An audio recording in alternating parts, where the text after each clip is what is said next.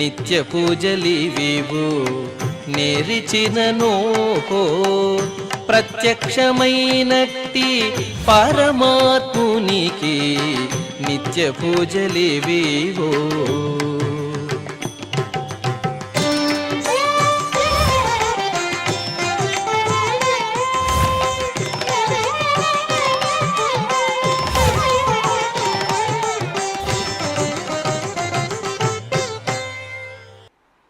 ఓం నమో వెంకటేశాయ. బుధవారము, శ్రీ పరాభవనామ సంవత్సరము, ఉత్తరాయణము, గ్రీష్మ ఋతువు, జ్యేష్ఠమాసము, శుక్లపక్షము, ఏకాదశి తిథి, హస్త నక్షత్రము, మే 27, 2026.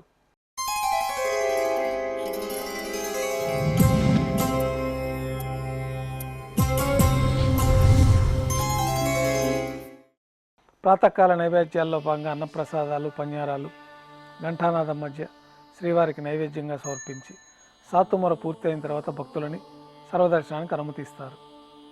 కొద్ది విరామం తర్వాత మాధ్యాహ్నిక ఆరాధనలో భాగంగా బంగారు పంచపాత్రలో శుద్ధ తోయాన్ని నింపుకొని స్వామివార్లకు ఉపచారాలు సమర్పించి అష్టోత్తర శతనామార్చన నిర్వహించి మాధ్యాహ్నిక నైవేద్యంలో భాగంగా అన్నప్రసాదాలు, పన్యారాలు నైవేద్యంగా సమర్పించి భక్తులని సర్వదర్శనానికి అనుమతిస్తారు.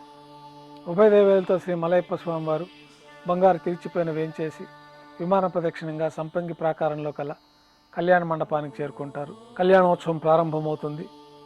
పుణ్యాహవాచనము, అంకురార్పణ, రక్షాబంధనము, అగ్నిప్రతిష్ఠ, స్వామివార్లకి అమ్మవార్లకి నూతన పట్టు వస్త్రాల సమర్పణ, మహాసంకల్ప పఠనం, మాంగళ్యాలకి అభిషేకము, ఆరాధన పూర్తయిన తర్వాత స్వామివారి తరఫున మాంగళ్యాలను అమ్మవారికి సమర్పణ గావించి ఈ సందర్భంగా స్వామివారికి అమ్మవార్లకి కర్పూర నీరాజనం సమర్పించి విశేషమైన హోమాలతోటి పూర్ణాహుతి పూర్తి అయిన తర్వాత మాలా పరివర్తనం అనే కార్యక్రమాన్ని నిర్వహించి ఉభయ దేవేరుల్ని శ్రీవారి చెంతకు చేర్చి ఈ సందర్భంగా అక్షతారోపణం అనే వైదిక కార్యక్రమాన్ని నిర్వహించి కర్పూర నీరాజనము, నైవేద్యము, తిరిగి కర్పూర నీరాజనంతో కళ్యాణోత్సవం పూర్తి అవుతుంది.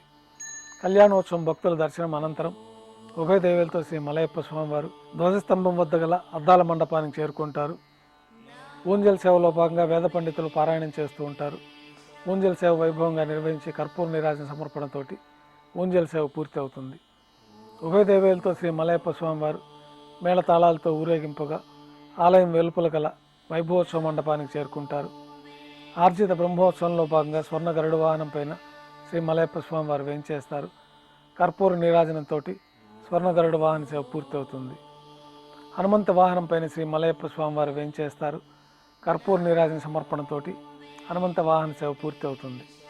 పెద్ద శేష వాహనం పైన శ్రీ మలయప్ప స్వామివారు వేంచేస్తారు. కర్పూర నీరాజన సమర్పణతోటి పెద్ద శేష వాహన సేవ పూర్తి అవుతుంది. ఉభయ దేవేలతో కలిపి శ్రీ మలయప్ప స్వామివారికి బంగారు తిరిచిపోయిన కర్పూర నీరాజన సమర్పణతోటి ఆర్జిత బ్రహ్మోత్సవం పూర్తి అవుతుంది. సాయం సంధ్య వేళలో 1000 దీపాలతో అలంకరించబడి ఉన్న సహస్ర దీపాలంకరణ సేవ మండపానికి ఉభయ దేవేలతో శ్రీ మలయప్ప స్వామివారు చేరుకుంటారు. వేదం, గానం, నాదం నడుమ సహస్ర దీపాలంకరణ సేవ నిర్వహించి నక్షత్ర నీరాజనము, కర్పూర నీరాజన సమర్పణతోటి దీపాలంకరణ సేవ పూర్తి అవుతుంది. ఉభయ దేవేలతో శ్రీ మలయప్ప స్వామివారు 4 తిరువీధుల ఉత్సవం జరుపుకొని భక్తులను అనుగ్రహించి ఆలయంలోకి చేరుకుంటారు. ఆలయంలో నైవేద్యం అయిన తర్వాత గర్భాలయంలో వేంచేస్తారు. వెంటనే రాత్రి తోమాల సేవ ప్రారంభమవుతుంది. ఉదయం సమర్పించిన పుష్పమాలికలన్నీ సల్లింపు చేసుకొని గర్భాలయాన్ని శుద్ధి చేసుకొని బంగారు పంచపాత్రలో శుద్ధ తోయాన్ని నింపుకొని శ్రీ వైకానస భగవశాస్త్రోక్తమైన విధానంలో మూలమూర్తికి, ఉత్సవమూర్తులకు ఉపచారాలు సమర్పించి కొత్త పుష్పమాలికలతో మూలమూర్తికి, ఉత్సవమూర్తులకు అలంకరణ జరిపి చతుర్వేద మంత్రాలతో మంత్రపుష్పాన్ని సమర్పించి నక్షత్ర నీరాజనము, కర్పూర నీరాజన సమర్పణతోటి రాత్రి తోమాల సేవ పూర్తి అవుతుంది. అష్టోత్తర శతనామార్చన ప్రారంభమవుతుంది. తులసి దళములతో శ్రీవారి పాదపద్మాలకు అష్టోత్తర శతనామార్చన నిర్వహించి నక్షత్ర నీరాజనము, కర్పూర నీరాజనంతో అష్టోత్తర శతనామార్చన పూర్తి అవుతుంది. రాత్రి నైవేద్యంలో భాగంగా అన్నప్రసాదాలు, పన్యారాలు, దోశ, ఘంటానాదం మధ్య శ్రీవారికి నైవేద్యంగా సమర్పించి తిరువీస నైవేద్యం పూర్తి అయిన తర్వాత భక్తులని సర్వదర్శనానికి అనుమతిస్తారు.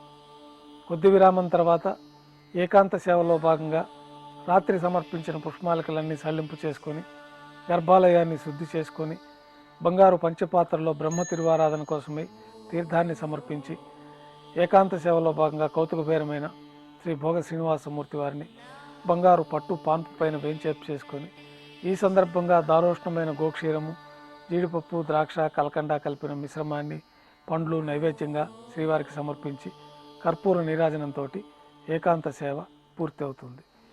ఓం నమో వెంకటేశాయ.